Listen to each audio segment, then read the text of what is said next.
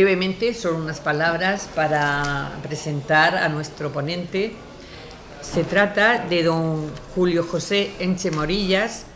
Es abogado y letrado asesor de empresas por ICADE, la Universidad Pontificia de Comillas. Dedicado al ejercicio profesional de la abogacía desde 1986, durante 3 años asumió puestos directivos en organizaciones profesionales de Hispanoamérica. Estudioso e investigador del derecho histórico en la América de habla española, autor del libro Las leyes de Indias, ordenamiento de protección de la monarquía hispana a los pobladores nativos de América. En este libro se acerca a los lectores, le acerca a los lectores un conocimiento real y profundo de la historia de Hispanoamérica y de la aportación española a un ordenamiento jurídico que perduró con altas cotas de estabilidad y desarrollo durante más de 300 años. El tema de su conferencia tratará de la protección de los nativos de América en las leyes de Indias. Y les dejo con él. Primero, dar las gracias a la asociación, aunque voy a dejar para el final de la charla lo que yo pienso de la asociación, porque creo que va a ser más oportuno hacerlo como conclusión.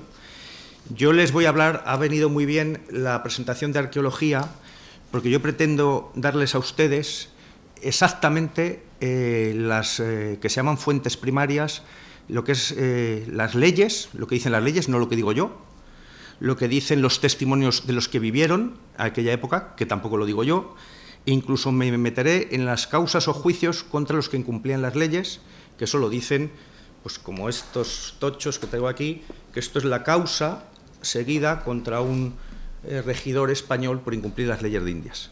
Estos son unos 900 y pico folios, que lógicamente no os voy a contar todo. Por si alguien, o sea, mi intención es dejar las valoraciones para el final y ceñirme exactamente a los hechos reales de lo que fue la protección, que ha sido mi estudio, la protección de la monarquía universal católica española a los pobladores nativos de América. Seguramente que su subconsciente ya les ha traicionado, ya han pensado que había que protegerlos de los españoles, no, y de los propios indios, como dicen las leyes. O sea, la protección se hizo a conciencia y con rigor, no solo de españoles, sino de indios respecto a indios. Por si alguien va a salir muy deprisa en esta sala, porque tiene que irse, he decidido que por lo menos se vayan con muy rápidamente, 3 textitos de leyes, disposiciones legales que se desarrollaron exactamente desde 1493, desde el mismo momento que Cristóbal Colón llegó a Barcelona a anunciar el descubrimiento de América, hasta 1680 con el rey Carlos II, que son 187 años de legislación que luego prosigue en los virreinatos con algunas normas menores, algunas normas que desarrollan esa legislación. En definitiva, se construye un sistema legal que vertebra una sociedad, y aunque yo he estudiado, y voy a hablar aquí hoy, de la protección de los nativos, ese sistema legal abarca y regula el servicio de correos, el comercio, los seguros, la navegación, el matrimonio, las minas, las visitas a prisiones, los cabildos, los cacicazgos, es decir, la autoridad que tenían los caciques sobre sus propios pueblos, la facultad de medicina, los estudios de medicina, etcétera, etcétera, etcétera. Con eso quiero destacar la importancia que tienen las leyes de Indias. Pero como digo, antes de hacer un pequeño exposición de lo que básica de lo que eran las leyes de Indias en lo que se refiere a la protección de los indios, quiero centrarme hoy en los juicios contra los que incumplían las leyes de Indias y les daré toda serie de datos que pueda. Como no me quiero alargar más de la cuenta, cuando falten 10 minutillos, interrumpirme, levantarme la mano por si me enrollo más de la cuenta, que espero que no. Así me invitáis el próximo año a seguir con el tema. Exactamente, dejo algo para el año que viene. Bueno, primera disposición de Isabel la Católica, dictada con motivo de la llegada del almirante, que se encuentra en el Archivo General de Indias y que estaba en el archivo de Richard Kense, de 1953 y que tiene el Consejo Superior de Investigaciones Científicas.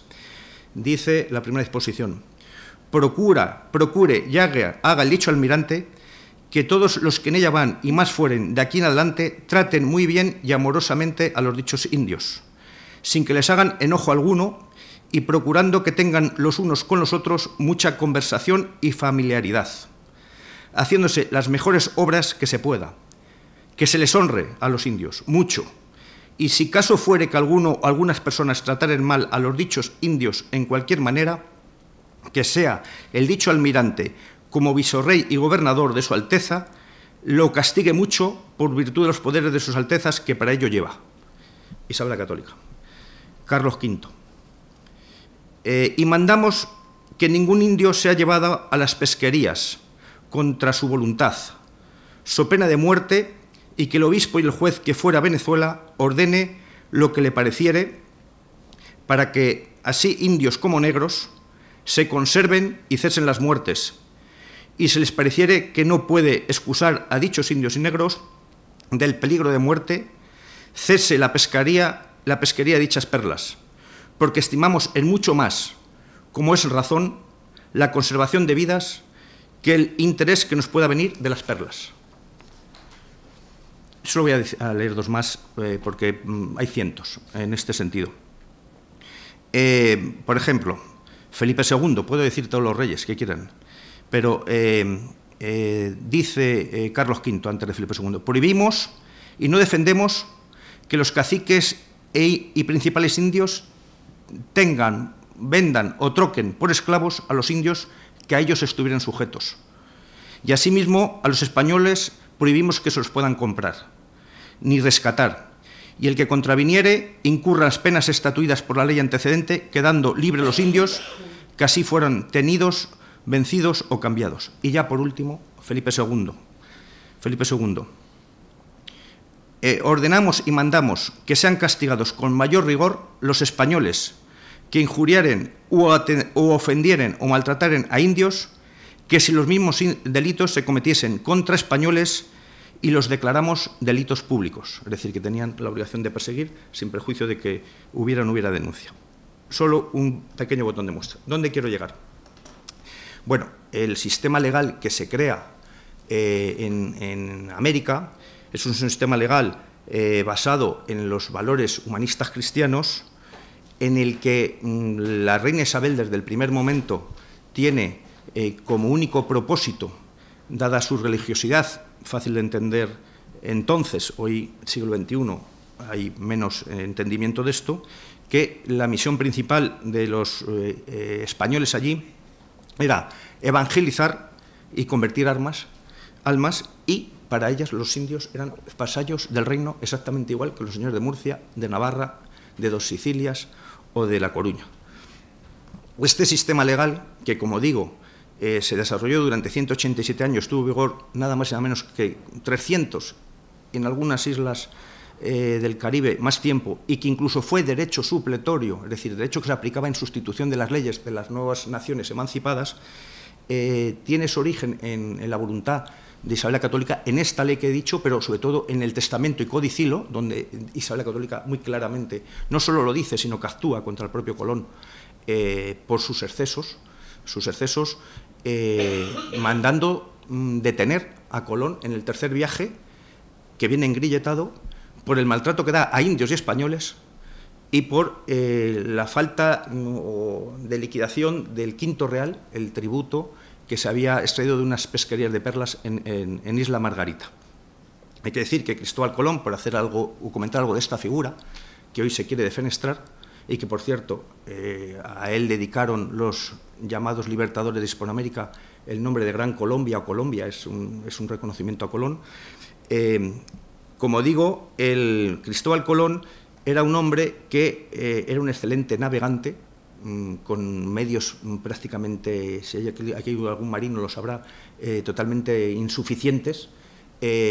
Atravesó un océano, que era un excelente navegante, un buen explorador y un pésimo gobernador contra el que se rebelaron los propios españoles. Y como digo, Colón tuvo el éxito no solo de apostar por esa aventura en la que no creía nadie y en la que creyó Isabel la Católica por una razón muy sencilla, porque su confesor, Deza, con todas las objeciones que había, sobre todo científicas, porque pensaban, como así fue, que la circunferencia del globo, los que creían en que el planeta Tierra era redondo o era una circunferencia, tenía que ser un viaje mucho más largo del que decía Colón, porque no creían en los cálculos de Colón, como efectivamente así se demostró. Pues como digo, ese viaje tenía el éxito no solo de ir, sino de saber volver, y de volver para contarlo, y de cambiar el mundo, como así se hizo, y por eso Colón se merece las estatuas que tiene. Cambió el mundo pues mucho más que cuando el hombre aterrizó en la Luna o cualquier otro hecho o fenómeno. El mundo se cambió a partir de Cristóbal Colón. Bueno, como digo, Cristóbal Colón lo que hizo fue averiguar un camino de vuelta basado en los vientos alisios, que por cierto son los que siguen la navegación aérea hoy en día. Bueno, hecho ese primer antecedente de las leyes indias, que es Isabel la Católica, el siguiente antecedente son las leyes de Burgos. Las leyes de Burgos, la Universidad de Oxford en 1964 las declaró como antecedentes de los derechos humanos. Es decir, el hombre hasta este momento podía ser esclavo y era esclavo por razón de naturaleza o de guerra. Los españoles fuimos esclavos, entre ellos algunos esclavos de los indios, que se sepa. La concepción aristotélica de entonces en Occidente entendía que la esclavitud, que no es más que un régimen de propiedad de un hombre sobre otro, era perfectamente válida. Y aquí las leyes de Burgos, que esto, hablando como hemos hablado del patrimonio inmaterial, sería bueno que se reconozca esto como patrimonio inmaterial. Ya digo, la Universidad de Oxford lo valoró así. Las leyes de Burgos se plantean con un conflicto en la isla de la Española, que Fray Antonio Montesinos, en nombre de los dominicos, en la misa de Adviento, a los españoles que estaban en aquella isla, hace una misa que les pone a caer de un burro por los excesos que están cometiendo, y frente a esa homilía van a ver a los dominicos, representantes, entre ellos hermano de Diego Colón, a decir que ha sido exagerado y se ha extralimitado y que no es verdad todas las acusaciones que hacen, y lejos de plegarse, en la siguiente domingo vuelven a repetir la misa con más intensidad. Algunos españoles y los propios dominicos pagan un viaje a Fray Antón de Montesinos para que venga a España.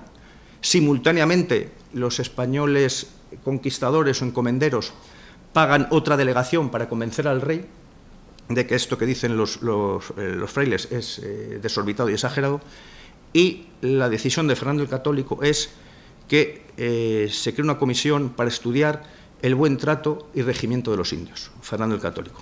Y es en ese momento cuando se introduce en el pensamiento occidental y mundial unas ideas que son totalmente nuevas. Primeras, que los hombres al nacer todos tenemos unos derechos inherentes e innatos, cosa que hasta entonces no era así, ni se suponía que era así. De hecho, las crónicas del Diario del Almirante, las crónicas que escribe el hijo de Colón, y el Diario Colón, que se escribe con unas notas de Bartolomé de las Casas, su definición habitual de los indios era la de salvaje, el término salvaje. O sea, el término salvaje era un término que utilizaban porque discutían y se planteaban si verdaderamente tenían o no naturaleza humana. En ese momento, con muchas disquisiciones que no voy a contar aquí, las conclusiones de las leyes de Burgos son: los indios son libres y deben ser tratados como tales, los indios deben ser instruidos en la fe, los indios deben trabajar para su provecho y para el de la República, a cambio de mantenernos en justicia, los indios deben ser tolerables en el caso de trabajos conforme a su Constitución, los indios tienen 50 días de derecho a descanso, no lo digan que el Estatuto de los Trabajadores nos da muchos menos, los indios deben dotar de casas y haciendas propias, los indios deben tener un salario justo, deber de buen tratamiento a los indios, deber de respeto y buen trato de palabra y obra al indio. Es decir, hay una serie de principios, estas leyes de Burgos, de 7 principios y 35 ordenanzas, que al final constituye lo que en derecho llamamos los principios básicos del derecho, generales, que inspiran todas esas normas. Y Y bueno, eso son las leyes de Burgos. El Fernando el Católico, estas leyes se hacen editar, lacradas y pregonadas en las plazas de los pueblos, se ponen en las iglesias, en los cabildos, esas leyes para conocimiento general de todos. El propio Fernando el Católico ordena, estoy dando datos de Reyes para que se vea la contundencia a la hora de aplicar las normas, ordena en una carta real dictada en Logroño el 10 de diciembre de 1512 a Diego Velázquez un escarmiento público al lugarteniente Diego Velázquez para que él, esa orden emitida para que la cumpla Diego Velázquez, el gobernador español don Diego León y el tesorero Miguel de Pasamonte por el abuso que tenía su lugarteniente a la hora de cargar bultos y equipajes a los indios o sobrecargarlos en las tareas de transporte. Otros aspectos que me importan de esas leyes de Burgos. Se prohíbe el trabajo a menores de 14 años. El trabajo a menores de 14 años, como digo, es en 1512 hasta 1809. La ley fabril inglesa no prohíbe el trabajo a menores de 9 años en lugares no ventilados. O sea, estamos hablando que las leyes de Burgos, son mucho más humanistas y avanzadas y progresivas que las leyes de Inglaterra. La ley Guizot, en 1845, prohíbe el trabajo a menores sin más. Los ingleses habían limitado a lugares ventilados.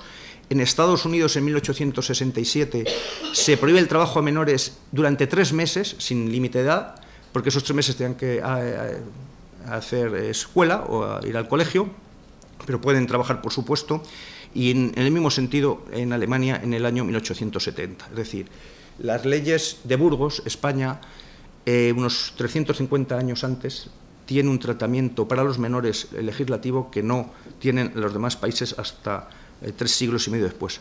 Con las mujeres, con los matrimonios, 3/4 de lo mismo. Porque, como saben, primeras disposiciones de la reina Isabel dice que se casen indios e indias con españoles y españolas, fomentando el mestizaje, por una razón muy sencilla, porque a Isabel la Católica le daba terror pensar que salían niños sin bautizar. O sea, la reina Isabel es católica porque el Papa le nombra reyes católicos y ella tiene que dar órdenes para que se case todo el mundo, como es lógico. Bueno, hasta el 12 de junio de 1967 hay 16 estados de Estados Unidos que no permiten los matrimonios interraciales. Y la ley de negros francesa de 1714 prohíbe casarse a los negros entre sí. Esto es por comparar, eso en mi libro, yo hago un cuadro comparativo de esas leyes que tuvo España en 1512 con respecto a otros países. No digamos en Sudáfrica, que lo hemos vivido todos, en 1985, donde están prohibidos los matrimonios interraciales. O sea que España, en ese sentido, pues se adelanta bastantes siglos a los demás. Rápidamente, porque me quiero centrar en casos. Las leyes nuevas de 1542. Bueno, las leyes nuevas de 1542 de Carlos V se llaman exactamente ordenanzas nuevamente hechas por su majestad para el buen tratamiento y conservación de los indios. Yo hice un experimento en Madrid, en una tertulia, en un lugar famoso de tertulias, donde se comparten unas mesas así de tertulia y hay público un poco más allá. Yo hice un experimento porque quería ver esas leyes que les he leído a ustedes, quería hacer un experimento en público con gente que no venía aquí a escuchar una tesis. Yo empecé diciendo, como he dicho hoy, dije, genocidio quiere decir la persecución sistemática por razón de raza, credo o política a un grupo con intención de eliminarlo o exterminarlo. Lo que hicieron los reyes españoles con esas leyes que he leído es justamente lo contrario. O sea, no se puede hablar de genocidio porque Hitler no dijo que había que conservar a los judíos. Y en California, el estado de California, que establecieron el gobernador una serie de recompensas por cabellera de indio, adulto $100, mujer 60 y niño $50, eso es un genocidio. Pero decir que se castigue más a los españoles que a los indios por los delitos que haya cometido un español o un indio que si fuera el del indio el español, eso no se le ocurrió a ninguno de estos poderes políticos. Yo conté eso con las leyes que he leído y había gente que se levantaba, y yo no estaba haciendo más que que decir las leyes lo que dice el diccionario de la Academia Española, ¿no? Porque está tan introducido y penetrado como estereotipo en la conciencia colectiva que hemos hecho un genocidio que cuando lo desmientes, pues te tienen por no sé qué. Yo me limito a ser un investigador lo más riguroso posible de esto. Bueno, las leyes nuevas de 1542. ¿Por qué se producen las leyes nuevas de 1542? Aquí viene Bartolomé de las Casas. Como saben, Bartolomé de las Casas es un personaje muy especial que él mismo de sí decía que era una persona vehemente, capaz de convencer a cualquiera, y que se tenía que sacar a su favor siempre cualquier controversia que hubiera. Y enfrente tenían a Sepúlveda. Al rey le llegan informes y memoriales de situaciones o abusos que había en las Indias. El rey Carlos V, porque todos estos reyes tenían muy claramente convencidos en la mentalidad suya que ellos tenían que dar cuentas a Dios y que Dios les juzgaba y que las cosas que se hacían pues tenían una responsabilidad en el momento del descanso eterno, él paraliza la conquista durante 2 años y reúne la controversia de Valladolid entre Bartolomé de las Casas y Sepúlveda. Hay que decir que Bartolomé de las Casas, como así consiguió a raíz de estos informes y memoriales, consiguió lo que él pretendía con ese libro, que es la breve relación de la destrucción de las Indias, consiguió lo que él pretendía, que era una concesión exclusiva a las órdenes religiosas para evangelizar sin la interferencia de nadie, de ningún poder político militar en esas tierras, como así consiguió. Por cierto, algunos experimentos le salió muy mal y murió muchos mártires por ese planteamiento que le concedió el rey Carlos V. En uno de los episodios más curiosos que yo cuento, un anexo del libro, se le concede lo que llamaban Tututlán en Guatemala, las tierras de guerra. Entonces él se va con otros 4 frailes a la Catedral de Santiago, lleva la orden del rey Carlos V de que se le ha concedido la evangelización pacífica y suave en esas tierras que se llamaban de guerra, y en la catedral se reían a carcajadas de Bartolomé de las Casas y le animaban a que fuera presto a evangelizar. Los religiosos de tontos no tenían ni un pelo. Hicieron una estrategia muy bien diseñada, Pedro de Angulo, Andrade y Fray Luis Cáncer, y hicieron un plan. Primero hicieron las protestaciones, que era una preparación al martirio, como hacían todos los misioneros, se preparaban para morir martirizados, y ese era un camino que ellos entendían como los primitivos cristianos de salvación y de llegar al más allá.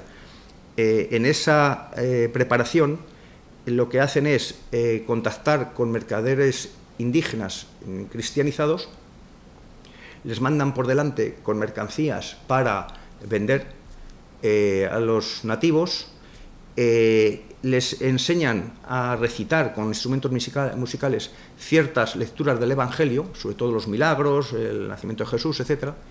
Y el cacique principal, interesado por las historias que estaba contando, les dice que quiere saber más historias, y ellos dicen, aleccionados, que más historias tienen que contar unos señores que tienen en la coronilla, así sin pelo, como yo, que visten con una sotana, etc. Entonces el cacique manda a su hermano y a Santiago y le pide que manden a esos señores que van a contar esas historias. Va Fray Luis Cáncer. Fray Luis Cáncer se introduce en tierras de guerra, le dan un gran recibimiento. Dice el cacique que pongan, como él diga, el templo, ponen una cruz, ponen la Virgen María, ponen flores, y al poco tiempo estos caciques de tierra de Tututlán se convierten al cristianismo, adoptaban nombres españoles, Carlos Alonso, segundo apellido indígena, y forman parte del archivo nobiliario español. O sea, se les hace nobles y fueron parte del archivo nobiliario español. La historia, ya que me he ido por aquí, la acabo de contar, no acabó bien, porque se produjo una sublevación de otros caciques de la tierra de Tututlán. Mataron a 33 monjes españoles, frailes y monjes, 2 de ellos martirizados, sacrificados, y cuando fueron a pedir rescate a las autoridades de Santiago para ayudar a los frailes que estaban allí, les dijeron, ni corto ni perezosos, que allí no tenían autorización para entrar por orden del rey y que se apañasen como pudieran. O sea, así se las gastaban, ¿no? Fray Luis Cáncer, otro misionero como muchos, fue a predicar a la Florida, lo que era Florida. Allí le dijeron las autoridades que no fuera a predicar porque allí iba el matadero, como así ocurrió, todos los que fueron acabaron en el matadero. Bueno, con esos antecedentes me voy ya a las leyes de 1542, y esas leyes de 1542 acaban con una decisión del rey que creó muchos conflictos, que fue extinguir las encomiendas, que era la institución donde se estaban dando abusos contra los indios. Las encomiendas eran una concesión política, como puede ser un aeropuerto, en el que el rey daba una concesión para explotar una mina, para las pesquerías o una granja, y esa concesión tenía unas obligaciones, el encomendero, de protección a los indios, de evangelización, de salario, bueno, lo que hemos comentado, y de tributar al rey el 20%. A raíz de estas quejas, informes que le llegan el rey, en contra de sus asesores, el duque de Osorno, el duque de Alba, el arzobispo de Sevilla, el duque de Osorno le dice que haga un sistema tributario paulatino para extinguir las encomiendas. El rey decide extinguir las encomiendas que no puedan ser transmitidas en herencia a los hijos. Imaginen que aquí, en nuestro despacho de abogados, nuestra agencia de viajes, el negocio que tiene un señor en una lechería, nos dicen que usted todo lo que tiene, olvídese que eso ya no van a dar sus hijos. Se ponen en pie de guerra Gonzalo Pizarro, se ponen en pie de guerra Francisco Sánchez y Francisco de Girón, unos nobles importantes de la época, contra esas leyes.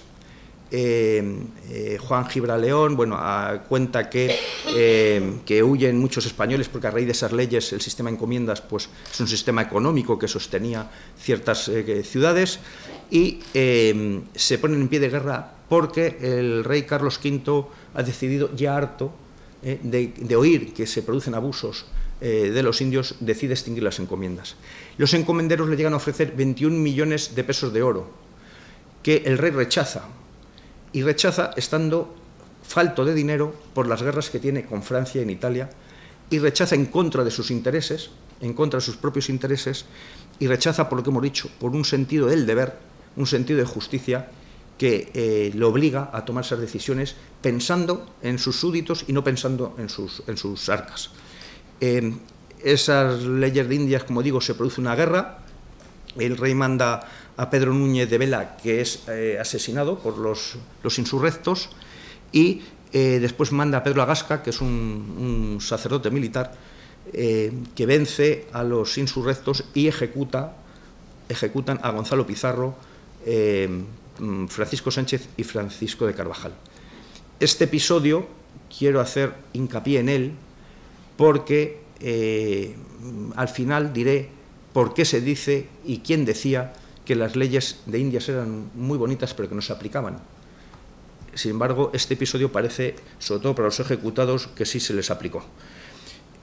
Bueno, entramos a las leyes nuevas, como he dicho, esa fue, y quiero leer solo también para que se vea la voluntad de los reyes, y es lo que dice Carlos V en estas leyes. Dice: nuestra principal intento y voluntad siempre ha sido y es la conservación y aumento de los indios, que sean instruidos y enseñados en las cosas de nuestra fe católica y bien tratados como personas libres y vasallos nuestros como lo son. O sea, los reyes trataban además en sus leyes de ser muy explícitos y muy expresivos para que nadie cogiera el rábano por las hojas. Bueno, me voy a ir a la aplicación de las leyes. Les he hecho un panorama superficial, me quiero ir a la aplicación de las leyes. Las leyes de Indias se aplicaban y tenían fuerza coercitiva, que para los abogados fuerza coercitiva, para el mundo jurídico es la capacidad que tiene una ley de disuadir para que nadie la incumpla. La fuerza coercitiva no solamente está la amenaza del castigo legal, sino que es que te vamos a castigar, te vamos a condenar, sino la asunción por parte del ciudadano, del súbdito, de que esa ley es buena y conveniente pues, para ordenar la sociedad y ordenar el mundo en el que vivo. Y estas leyes, como digo, tenían fuerza coercitiva. Además de por poner algunos ejemplos y alguno que me voy a entretener un poco más, el castigo a Colón que he comentado por infringir las leyes, los juicios de residencia. Los juicios de residencia era un sistema de control a todos los servidores del rey, a todos sin excepción, al acabar su mandato, para dar cuentas del tratamiento de los indios y de la administración de bienes o la administración pública de los bienes. Esos juicios de residencia se hicieron a todos sin excepción y están en los archivos, el Archivo General de Indias. El Archivo General de Indias, que fue el instrumento que inventó España para rebatir la leyenda negra, que es un archivo que contiene millones de documentos y que están ahí para entrar, incluso por internet, dándote de alta como investigador. Claro, ese Archivo de Indias está fenomenal, pero hay que sacarlo a la luz, pues como esto, ¿no? Porque si están continuamente diciéndote que Julio Enche es narcotraficante, Julio Enche es narcotraficante, Julio Enche ha venido a Cartagena, está en el Teatro Romano y ha vendido droga en el Teatro Romano, claro, al final todo el mundo pensará que yo aquí he estado traficando con droga, mientras no haya alguien que con un papel o un testigo diga, oiga, la verdad es esta.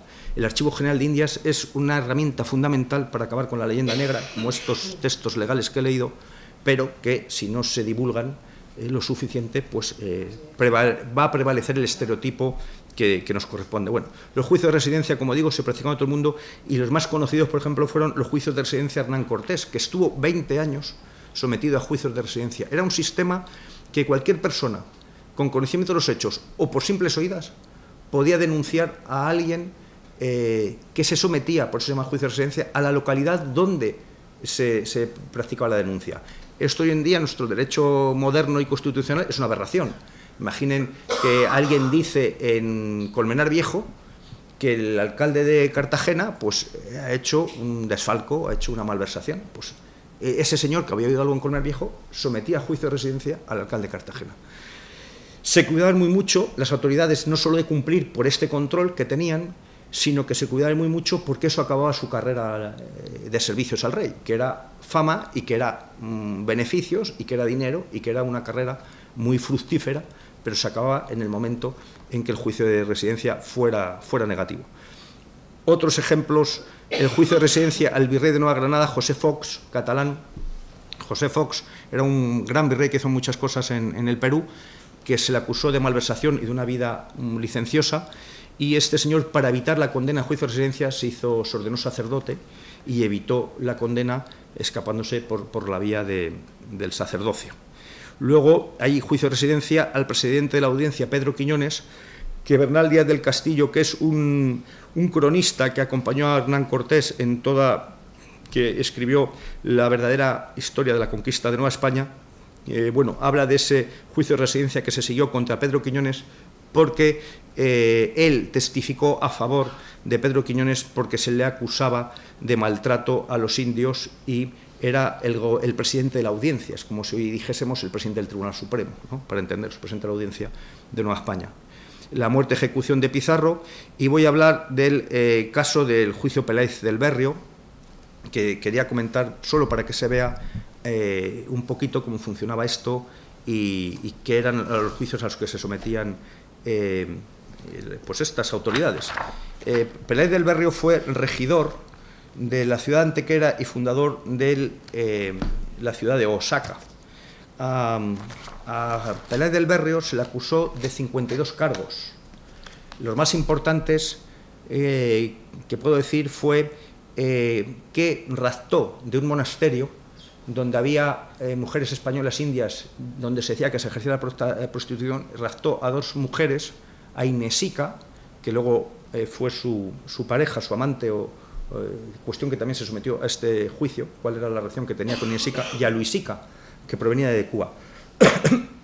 Se le acusó de ese rapto, se le acusó de, concretamente, de no perseguir el asesinato de un encomendero y su indio intérprete, no perseguir porque cuando llegó al cacicazgo de Yeztezpeque, acordó con los indios de Yeztezpeque cobrar oro a cambio de renunciar a la persecución de los 4 indios que habían dado muerte, entre ellos uno que le llamaban el Tuerto, haber dado muerte a un encomendero español y a sus 2 indios traductores. Se le acusó también de, y esto también es importante, me interesa incluso leerlo, de haber errado y haber hecho esclavos a unos indios de rescate. Los indios de rescate no es ni más ni menos que tenían las autoridades españolas la obligación de comprar el rescate de indios esclavos de otros caciques indios para liberarlos, hacerlos súbditos, y la fórmula que se entendió era pagando por liberarlos. Aquí, por ejemplo, este procedimiento judicial relata muchos casos de estos en los que se les usa en su contra, y dice que y luego trujo y presentó por testigos a Coyutetle, Nanuguatato, natural de Techupa, el cual dijo que es verdad que el testigo Vido, como el dicho Pedro de Córdoba, dio cacao a Coachi. El cacao era una moneda de cambio habitual en algunos pueblos de Mesoamérica, para rescatar los dichos esclavos indios, que así venía para rescatarlos. Y así lo juró en forma acostumbrada Francisco Herrera, escribano público y del Consejo. Es decir, lo que hacía Peláez del Barrio era rescatar indios como le estaba mandado, pero luego los cerraba y los volvía a hacer esclavos. Y ya, como anécdota, otra de los cargos que había contra él, de los 52 cargos, era haber orinado a la comisión que había ido a anunciarle el juicio de residencia. O sea, él, cuando fuera la comisión a decirle que iban a hacer el juicio de residencia, lo que hizo fue orinarles a Peláez del Barrio, y también se le hizo cargos por ese motivo. Bueno, Peláez del Barrio, eso como anécdota, y otras cosas que por decoro de la sala no voy a contar. Y bueno, este procedimiento, como digo, acaba con la condena de Peláez del Barrio a permanecer engrilletado de manos y a pared de forma permanente, y Peláez del Barrio, en su recurso, que voy a leer, dice, y eso me interesa luego comentarlo: muy poderosos señores, Juan Peláez del Barrio dice que está preso en la cárcel de la Villa Antequera con 2 partes de grillos y 1 de cadenas, y con 200 indios de guarda, sin que estos indios le dejen ver a persona ninguna, y el tiempo de residencia ya ha pasado. Es decir, los indios nativos formaron parte de la estructura judicial, política, policial de Nueva España con Hernán Cortés. O sea, el elemento indígena, lejos de lo que nos quieren contar, de que era pues como el Mundial de Fútbol, que llegan unos señores de España y juegan contra Alemania, el elemento indígena se integró porque, como sabemos de sobra, muchos nativos se pusieron de parte de los conquistadores españoles, otros no.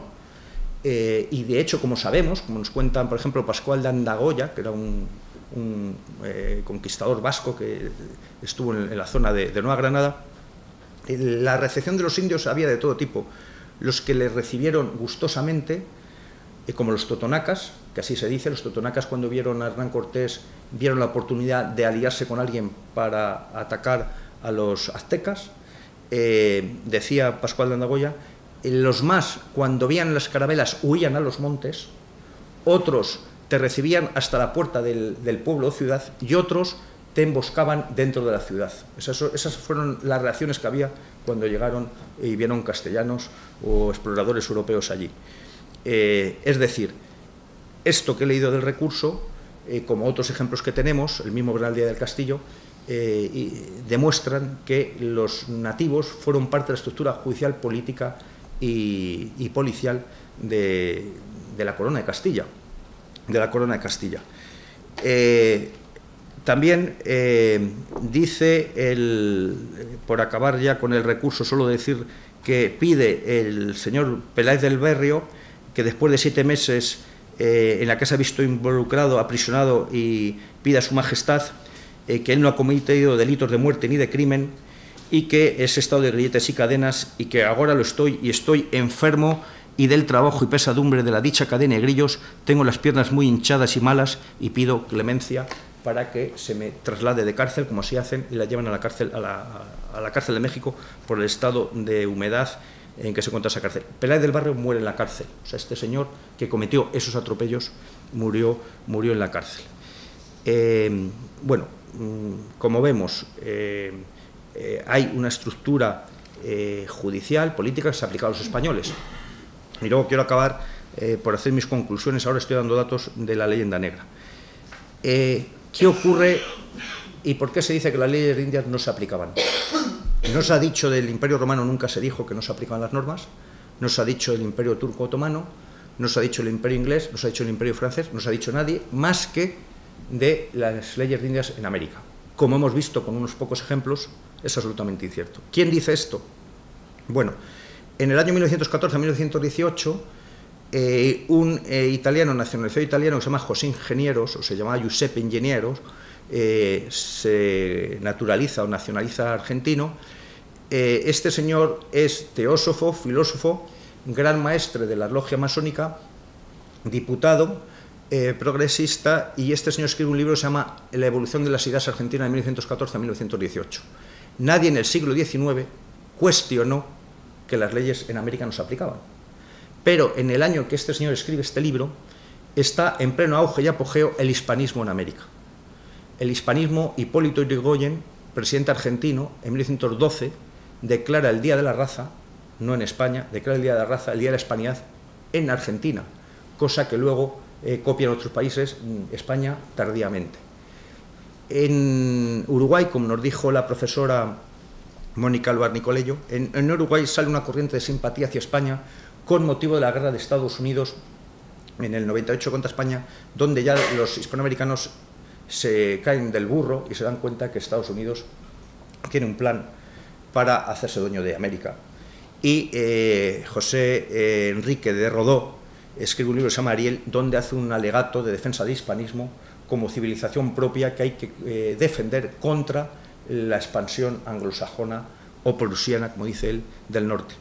Además, otros, como José Vasconcelos, candidato a presidente de México, que fue ministro, que escribe un libro que se llama La raza cósmica, que es una defensa del hispanismo y del mestizaje que hizo la corona española, y él en su libro dice nada más y nada menos que antes de Colón no había nada que conservar no había nada que conservar en América porque no había nada digno que conservar.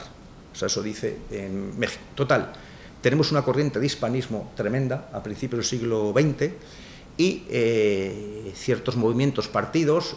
Este señor, pues bueno, dicta y obedecen sus arterias y sus satélites de comunicación y se empieza a implantar, que es las leyes de Indias, que son irrebatibles, porque lo que se dice aquí, pues se dice, no se puede decir mejor y más claro.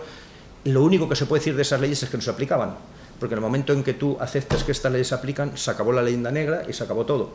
Las leyes hablan bastante por sí solas para que ninguno de nosotros tengamos que aplicarlas. Bueno, a raíz de ahí surge esa corriente que hay que desmantelar todavía hoy, de que las leyes de Indias no se aplicaban. Al respecto dice Charles Loomis. Charles Loomis es, conoceréis, un historiador, investigador norteamericano que sufre un ictus, un pequeño ictus, y le aconsejan ir a unas tierras de California a recuperarse, porque allí hay unas misiones, hay unos lugares de los frailes que va a descansar y recuperarse. Entonces él viene de la costa este de Estados Unidos y llega y dice, si aquí hay indios, yo vengo de Estados Unidos, que aquí no hay indios. Y le llama la atención que hay indios e investiga por qué hay indios, hace un extraordinario trabajo de defensa de España, en particular de Pizarro, de defensa de la labor de España en América, y dice, que lo quiero leer, sí, Charles Loomis, sobre la aplicación de las leyes. Estoy hablando de la aplicación de las leyes. Las afirmaciones de los historiadores de gabinete de que los españoles esclavizaron a los pueblos o a otros indios de Nuevo México, de que les obligaban a escoger entre el cristianismo y la muerte, que les forzaban a trabajar en las minas y otras cosas por el estilo, son enteramente falsas. Todo el régimen de España para con los indios de Nuevo Mundo fue de humanidad y de justicia, de educación y de persuasión moral, y aun cuando hubo, como es natural, algunos individuos que violaron las estrictas leyes de su país respecto al trato de los indios, recibieron por ello el condigno castigo. Eso dice Charles Loomis. Lewis Hanke, profesor de historia norteamericano que fue presidente de la Academia de Historia de Estados Unidos, que vino a España en los años 40 y vivió prácticamente en el archivo de Indias. Dice: la vida oficial en las Indias se ajustó a reglas férreas y pobre de la persona descuidada que las desobedeciera. Toda una sección de la recuperación de las leyes de los reinos de Indias se dedica a ceremonias, cortesías, y se andaban con mucho cuidado de desobedecer o alterar la voluntad del rey de España. Eso lo dicen dos historiadores. Y luego García Gallo, que es un gran jurista, profesor de Historia del Derecho, que hemos estudiado generaciones con sus libros, dice que aquello de que las leyes indias no se aplicaban, que de aquello no hay ninguna relación ni veracidad digna de destacar. Hablando de Lewis Hanke, dice este historiador que parte de la culpa de la leyenda negra española era que los reyes permitían y fomentaban la emisión de informes y memoriales que llegaban constantemente al Consejo de Indias y llegaban al reino, porque los reyes querían saber exactamente lo que pasaba en sus reinos. Y sin ninguna censura, como hemos visto con Bartolomé de las Casas, sin ninguna censura, pedía que se le informasen absolutamente de todo. Dice Lewis Hanke que esa es causa de la leyenda negra. Y Lewis Hanke dice algo más, este profesor americano, dice: la actitud de los religiosos españoles es simplemente ejemplar, mientras que los predicadores anglosajones se pusieron siempre de parte del poder político, los predicadores españoles estuvieron en un conflicto permanente con las autoridades. Ahí tenéis a Bartolomé de las Casas, ahí tenéis a Fray Antón de Montesinos, como he contado antes, hasta el punto que se les acusó de predicación escandalosa y que fueron constantes los conflictos que tuvieron los religiosos con las autoridades, que además fomentaban los propios reyes, porque los propios reyes, antes que Montesquieu, habían ideado un sistema de equilibrio de poderes, de contrapeso de poderes, que no era más ni menos que la Iglesia, poder religioso en la tierra, y el poder político civil que tenía en América. Y no solo eso, las iglesias, como mandan las leyes nuevas de 1512, al lado de cada encomienda tenía que haber una iglesia, obligatoriamente. Las iglesias tenían, por las propias leyes de Indias, una inmunidad que nadie podía entrar ni podía vulnerar una iglesia, porque quien se acogía sagrado, no había autoridad militar, civil, que entrar ahí. Eso lo he visto yo con mis ojos. O sea, yo cuando era jovencito, las manifestaciones en época de Franco se refugiaban en las iglesias. Y no entraba absolutamente nadie. Eso se respetó casi siempre, salvo por desgracia la década de los años 30 del siglo pasado, y por desgracia en Mora de Toledo los últimos comuneros que quedaban se refugiaron en la iglesia y Carlos V la mandó quemar con ellos dentro. También, por poner otro ejemplo histórico, el empecinado, que fue un guerrillero heroico, que defendió al rey Fernando VII, luego fue ejecutado por Fernando VII, cuando iba a ser ejecutado, escapó de la caravana que lo llevaba a ejecución de Garroteville para adentrarse en la iglesia de Roa, que le capturaron justo en la puerta. Si se hubiese metido en la iglesia, pues posiblemente hubiese tenido una inmunidad. La inmunidad, como digo, se respetó casi siempre y tuvieron que poner leyes, las leyes de Indias, para limitar la inmunidad durante un tiempo determinado a pilotos y marineros por el problema que creaban a las flotas, que como no querían atravesar el océano Atlántico con todos los riesgos que tenía, esa inmunidad la tuvieron que limitar para pilotos y marineros. Con eso quiero pues un poco dar esa imagen global de la importancia de las Indias y por qué se decía que, y se dice que no se aplicaban, que todo esto era muy bonito, se aplicaban, y era simplemente por una lucha ideológica, que no querían aceptar pues el papel de España allí, y sobre todo de España porque se asociaba España al catolicismo, y reconocer que este ordenamiento jurídico funcionaba, y reconocer, como hoy no se quiere ni siquiera conocer, ya no reconocer, ni siquiera conocer, que durante al menos 250 años Hispanoamérica vivió periodo de paz prolongado, salvo algún caso puntual, Tupac Amaru en Perú, durante 250 años, que eso no lo ha conocido la historia de América. La historia de América en los últimos 200 años no han conocido un periodo de paz porque, entre otras razones, el siglo XIX es un siglo permanente de conflictos y controversias. Bueno, llegado a este punto, voy a acabar con las conclusiones. He dado datos, he contado testimonios, he contado leyes, cualquiera de estas cosas. Sí, se me olvida decir una cosa de las leyes y de Hernán Cortés, que yo no quiero dejar pasar de largo, con Hernán Cortés. Hernán Cortés tuvo un litigio con Matienzo y Delgadillo sobre un señorío o derecho de tributo sobre unas tierras. El derecho, a ver si encuentro la nota, si no se lo digo de memoria, que me lo sé, vale. Hernán Cortés, 10 años después de la caída de Tenochtitlán, tiene este juicio y en el juicio pide que declaren 42 testigos en su defensa. De los 42 testigos, 17 son nativos, indios. O sea, yo me pregunto que si yo a Lola le doy 2 bofetadas aquí, o a Ángel le doy una patada, si yo me porto mal con ellos, si ellos iban a declarar como testigos por mi causa. O sea, un testigo es alguien que tiene simpatía o afinidad. Y los testigos que van a declarar a favor de Cortés, por ejemplo, es Juan García Ecachi, gobernador de Culiapán, jura como cristiano, Alonso Acalí, vecino de Cimadán, Ulache, nativo no cristiano que jura por sus costumbres, Atonal, principal de Yestepeque, que jura por sus costumbres, porque no es cristiano, Mezqueale, gobernador de Tepecimatlán, que no es cristiano y jura por sus costumbres, etcétera, etcétera, etcétera. Quiero decir esto no solo porque Cortés tuvo sus indios amigos y sus indios enemigos, pero es que además llama la atención que no estaban convertidos al cristianismo ni tenían obligación, cosa que fue un proceso que eso lo explicaremos en otra ocasión.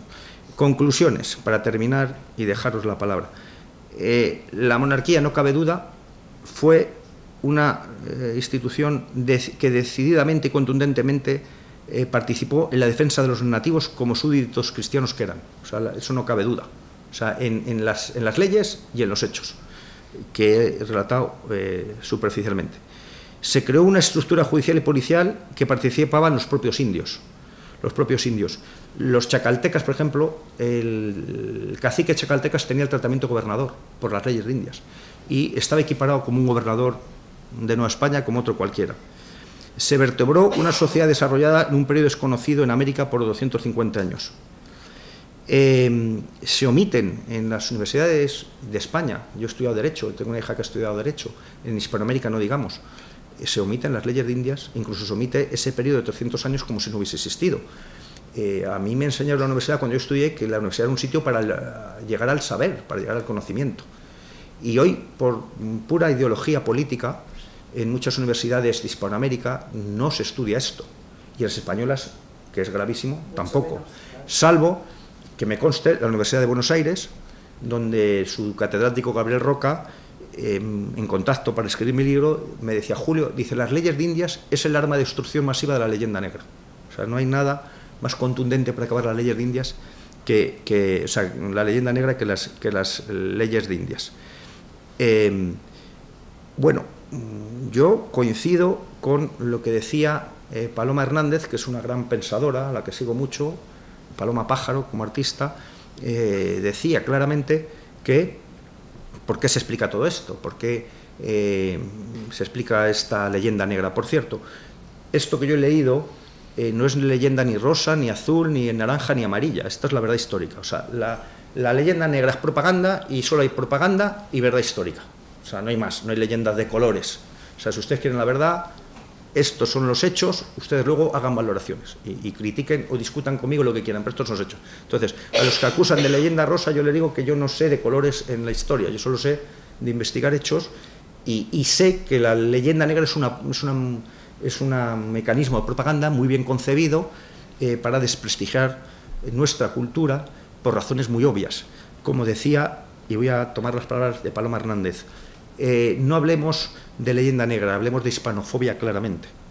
Hablemos de hispanofobia que está motivada, decía ella, única y exclusivamente por intereses geoestratégicos, no hay más. O sea, son tan claros como que hace unos años, no sé si se recuerdan, en Hispanoamérica, Repsol compró una compañía energética argentina, se llamaba YPF, y había unas reservas de gas importantísimas en Vaca Muerta.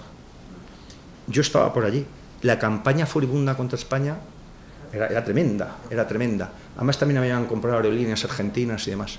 Era tremenda. Eso, Repsol tuvo que renunciar y lo vendió a una corporación anglo-norteamericana, que fue la que explota esos yacimientos o reservas energéticas, que ya sabemos el valor que tienen las reservas energéticas. Es decir, digo este ejemplo, como lo están haciendo los chinos allí, como están haciendo los rusos, como está haciendo todo el mundo que puede. Y el peso de España era extraordinario, porque España en los años 80 tuvo una expansión tremenda, rapidísima en Hispanoamérica, de empresas, grandes multinacionales que están allí, no hay más que verlas, todavía siguen y aguantan, que se expandió como la pólvora. Bueno, hay intereses geoestratégicos y la historia es una vía muy eficiente para crear estereotipos negativos sobre nosotros. A mí me contó un empresario que trabaja, canario, que trabaja unos programas de gestión de puertos muy buenos, en los que gestionan la entrada de mercancías, la salida, los buques, y tienen gran presencia en América. Y dice que en Colombia le pasó en un puerto con una autoridad portuaria que él dice, bueno, tenemos este programa, y dice, no, tenéis el mejor programa de gestión para los puertos. Y dice, pero claro, con lo que nos hicisteis los españoles no podemos contratar con vosotros. O sea, ¿cómo afecta al mundo los negocios? O sea, a ver si nos caemos del caballo y sabemos por dónde van los tiros. Bueno, ¿qué es lo que...? Y estos son razonamientos míos. ¿Qué es lo que estamos viviendo? Un proceso de deshispanización, como lo dijo Paloma Hernández. Un proceso de deshispanización que a mí me preocupa en particular, porque no dejo de pensar en un libro que me regaló una tía mía misionera en Tanzania, de Erich Fromm, que se llama Ser o Tener. Erich Fromm era un profesor psicoanalista, un discípulo de Freud, y él empieza a decir cómo es posible que a las cámaras de gas fueran 500, 600 judíos con 4 guardianes, con una escopeta, un rifle alemán, iban como borregos al matadero sin rechistar. Decían, ¿cómo es posible? Eso es como empieza el libro. Y este señor hace una tesis y dice que habían programado perfectamente en los años 30 cómo despersonalizar al pueblo judío, que se sentía culpable de inferior, se sentían muy inferiores, se sentían responsables de la codicia y se sentían culpables en fin, del mal del mundo. Y esta tesis viene a decir que se había hecho un proceso muy elaborado de despersonalización de esto, cosa que lo podemos vivir hoy, porque yo conozco personas que han ido a Perú a hacer labores humanitarias de ONG y han ocultado que eran españoles y decían que eran italianos, cosa que me parece vergonzoso. Esto se llama xenofobia, y la xenofobia no solamente ha sido el alemán al judío, la xenofobia también la practican contra nosotros. No obstante, quiero ser positivo al final. Por eso quiero hacer mi mayor reconocimiento a vuestra asociación. Hoy en día, si no es por esto, si no se difunde el conocimiento aquí con los medios que tengamos, no lo vamos a ver en las universidades, no lo vamos a ver en los institutos, y hoy más que nunca hacen falta gente heroica que se tire, como la guerra de la mal llamada independencia, a caballo al monte con un trabuco y peguemos tiros, porque no nos queda otra, no nos queda otra. Yo creo, y este es mi mensaje para el Día de la Hispanidad y para la gente de Hispanoamérica, cómo se conquistó Hispanoamérica. Hispanoamérica no se conquistó por la vía militar, por la misma razón que Norteamérica no fue capaz de dominar el Vietnam con todos los cruceros del mundo, todos los tanques, todas las bombas Napalm, todos los aviones supersónicos del mundo, no conquistaron el Vietnam. 27 naciones de Europa o de la OTAN en Afganistán, con todos los satélites, con todos los drones, con todo lo que usted quiera, no ha dominado Afganistán. Y América se conquistó de otra manera. Se conquistó pues cuando a Malinche, esclava, que habían matado a su familia, esclava por 2 ocasiones, Malinche, que es intérprete, pasa a ser Doña Marina para los españoles. Se le conquistó cuando 3 frailes, mandados por Fray Zumárraga, por cierto, cuando hablan los españoles que lucharon contra otros españoles, también hay que contarlo, que eran de la misma nación, como Arturo de las Casas. Bueno, cuando Fray Zumárraga manda a 3 frailes a rescatar a indios esclavos sometidos del bárbaro Nuño de Guzmán, que los tenía explotados en una encomienda, y con una mula y 3 frailes, una orden de la audiencia, Nuño de Guzmán, que era una persona de rudos modales, liberó a los esclavos con la orden de los frailes. Cuando Isabel de Montezuma, hija del emperador Montezuma, se casó con un español, se convirtió al catolicismo y encontró en los españoles el amparo y cobijo respecto a Cuauhtémoc, que había matado a todos sus familiares, entre otras razones, para evitar que pudiese seguir el linaje de Montezuma, etcétera, etcétera, etcétera. Es decir, españoles de hoy tenemos la obligación de hacer lo que hacían, abrir nuestro corazón a toda la persona que venga de Hispanoamérica aquí. Vienen con unos grandes temores y grandes prejuicios inculcados. Hay que darles todo nuestro apoyo y nuestro cariño a los bolivianos, a los colombianos, a los peruanos, a los que vengan a esta tierra, acogerlos y ayudarlos con la mayor generosidad del mundo. Sabed que ellos somos nosotros y que nosotros también somos ellos. Así que gracias por la intervención, quedo a vuestra disposición y bueno, que celebremos fraternalmente el Día de la Hispanidad el día 12 de octubre. Muchas gracias.